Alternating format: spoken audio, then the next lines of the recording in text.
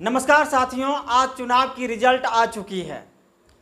हम दावे के साथ में ये कह सकते हैं कि मोदी जी के द्वारा किए गए सारा वादा फेल हो गया है। आप कहेंगे कैसे इस बात को कह सकते हैं?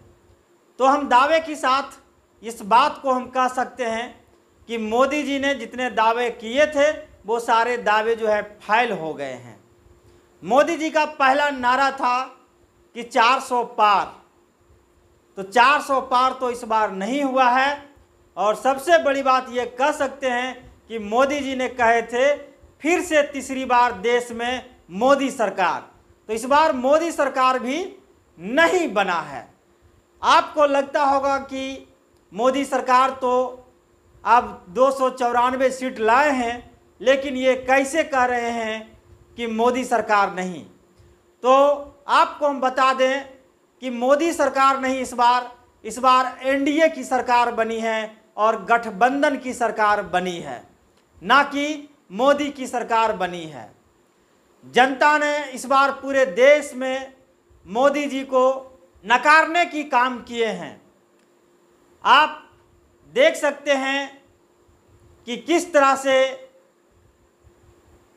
बिहार, यूपी, केरला, तमिलनाडु, पंजाब, सभी चीज़ों पर हम बात करेंगे, हर एक राज्य पर हम जो है बात करेंगे। मोदी जी कहते थे कि जो राम को लाए हैं हम उसे को लाएंगे। कहाँ गया मोदी जी? आप तो राम को लाए हैं, लेकिन राम की नगरी में आपकी पार्टी की सांसद को हराने के काम किए हैं जनता ने। अयोध्या के फैजाबाद से बीजेपी की कैंडिडेट की हार हुई है, तो मोदी जी के कहे गए सभी बात जो है फेल होते हुए नजर आ रहे हैं। आपको एक बार फिर से दोहरा देना चाहते हैं कि मोदी जी पहले बात में कहे थे कि इस बार 400 पार, फिर से मोदी सरकार, और जो राम को लाए हैं हम उनको लाएंगे।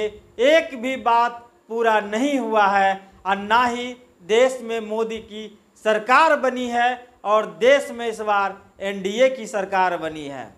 इस बार यूपी की जनता ने जिस तरह से मोदी जी को नकारने के काम किए हैं और यूपी के जनता ने संविधान बचाने का काम किए हैं, जिस बिहार में 40 में 39 सीट ने मोदी जी ने 2019 में लाए थे, इस बार बिहार में मात्र 30 सीट लाए हैं और 9 सीट जो है इंडिया की पार्टी ने मिलकर लाए हैं। आपको बता दें कि अगर हम केरला की बात करें तो केरला में 20 सीट है। अगर तमिलनाडु की बात करें तो तमिलनाडु की लोग वहाँ पर शायद मोदी जी जब भाषण देते होंगे तो तमिलनाडु वाले लोग समझते ही नहीं थे।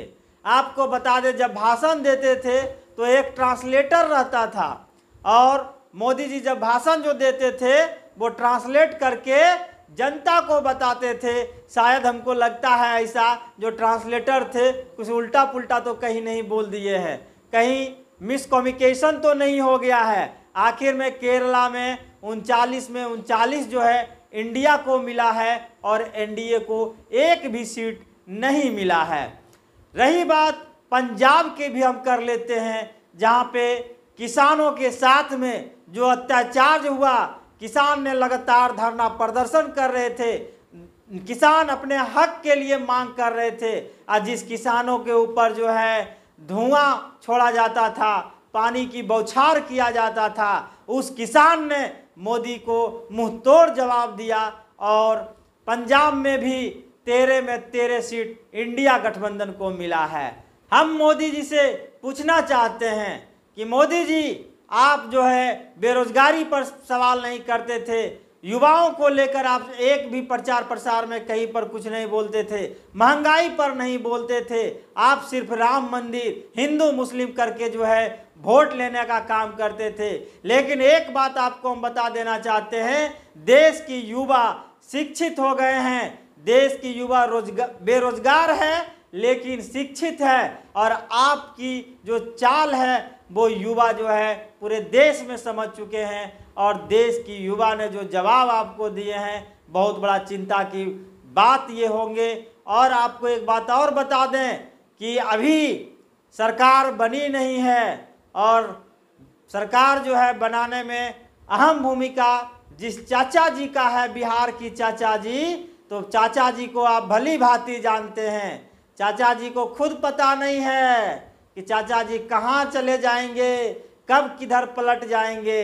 तो चाचा जी से भी आप संभल के रहिएगा। बाकी इस वीडियो को देखकर आप लोग क्या कुछ कहना चाहिएगा, आप अपना प्रतिक्रिया मुझे ज़रूर दीजिएगा। बाकी ऐसे ही वीडियो को देखने के लिए हमारे साथ बने रहें। धन्यवाद।